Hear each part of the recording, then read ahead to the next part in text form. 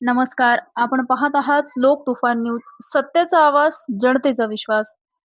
दहावेडीत पत्त्याच्या जुगार अड्ड्यावर स्थानिक गुन्हे शाखेचा धडाका, 7 जुगारी जेरबंद, 70,030 रुपयांचा मुद्देमाल जप्त. जालना जिल्ह्यात अवैध धंद्याविरोधात सुरू असलेल्या विशेष मोहिमेअंतर्गत स्थानिक गुन्हे शाखेने तालुका जालना हद्दीतील दहावेडी येथे पत्त्याच्या जुगार अड्ड्यावर धडक कारवाई करत 7 जणांना जेरबंद केला. या कारवाईत रोख रक्कम व जुगार साहित्य असा एकूण 70,030 रुपयांचा मुद्देमाल जप्त करण्यात आला.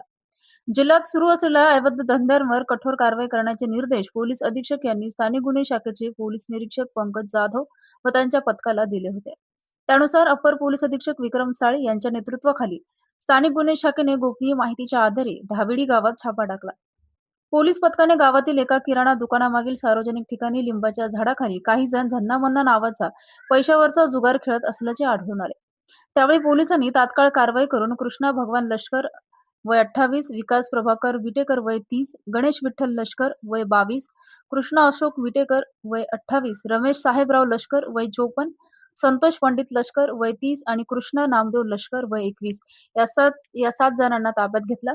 आरोपींकडून 70,030 रुपयांचा मुद्देमाल जप्त करण्यात आला असून त्यांच्या विरुद्ध संबंधित कलमान्वये गुन्हा दाखल करण्याची प्रक्रिया सुरू आहे.